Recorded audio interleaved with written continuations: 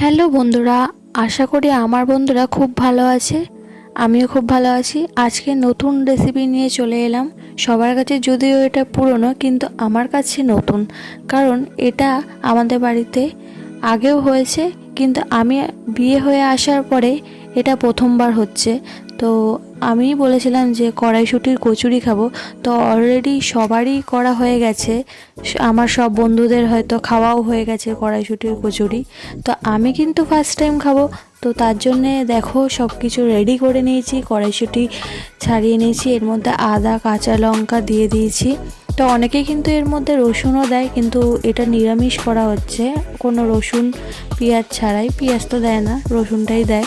তো তারপরে দেখো আমার শাশুড়ি মা কিন্তু এখানে ময়দাটা মেখে নিচ্ছে। তো তারপরে দেখো এখানে কড়াইয়ের মধ্যে হিং ফোড়ন দেওয়া হয়েছে। হিং ফোড়ন দেওয়ার পরে এই যে কড়াইশুঁটির যে পেস্টটা কি সুন্দর লাগছে ওটা দিয়ে দিয়েছি। তারপরে দেখো নুন, আর এতে কিন্তু সামান্য চিনি অ্যাড করা হয়েছে। তারপরে এটাকে কিন্তু নাড়তে হবে। তো আমি যেহেতু ফার্স্ট টাইম করেছিলাম, তো আমি একটু জল দিয়ে দিয়েছিলাম ভুল করে, তার জন্য একটু এটা টানাতে সময় লাগছে। তো যাই হোক, পুরটাকে খুব সুন্দরভাবে করার পরে এই যে এখানে আমার বড় ননদ এসছে। তো আমি এটা পারবো না বলে আমরা সবাই মিলে একসাথে করলাম। আমি, আমার শাশুড়ি, আমার ননদ সবাই মিলে করলাম। তো এই যে আমার ননদ এখানে পুরটা ভরে নিয়ে এখানে এটা বেলে নিচ্ছে, আর তোমাদের সাথে আমি এটা শেয়ার করছি। আর আমাকে কিন্তু সবাই বলো যে ভিডিওটা কেমন লাগলো, ঠিক আছে, কমেন্ট বক্সে। আমি কিন্তু এটা বাড়িতে মানে দোকানে খেয়েছি, মানে কড়াইশুঁটির কচুরি, কিন্তু বাড়িতে করা ফার্স্ট টাইম ট্রাই করব। তো জানি না কেমন লাগবে, আমি তো খুব এক্সাইটেড। ঠিক আছে, চলো বন্ধুরা, তোমাদের সাথেও আমি শেয়ার করছি। তো দেখো এই যে আমার শাশুড়ি মা কিন্তু ভাজছে, আমি কারোর এখানে মুখ নিইনি, জাস্ট রান্নাটা তুলেছি।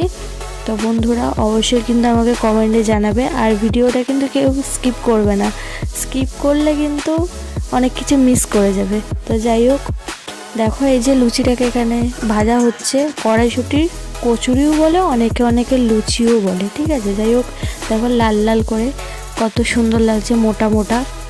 তো তারপরে এই যে এখানে লুচিটা তো প্রায় কমপ্লিট। আর তারপরে এর সাথে আলুর দম করার কথা ছিল, কিন্তু শেষকালে ওটা রাত হয়ে গেছিলো বলে আর করিনি। আমি আলুটাকে ঝটপট কেটে আমি আলুর তরকারিই করে নিলাম। ওটা করতে অনেক সময় লাগতো, ওই জন্যে। তো সবার খিদে পেয়ে গেছিলো, ওই জন্যে আমি এই যে শর্টকাটে আলুর তরকারিটা বসিয়ে দিয়েছি, আর তোমাদের সাথে একটু শেয়ার করে নিলাম। কে কে আলুর তরকারি খেতে পছন্দ করো আমাকে কিন্তু অবশ্যই জানিও। আমার তো খুব ভালো লাগে, লুচি বলো রুটির সাথে সবাই খায়। আর এই যে ফাইনাল লুক, কেমন লাগছে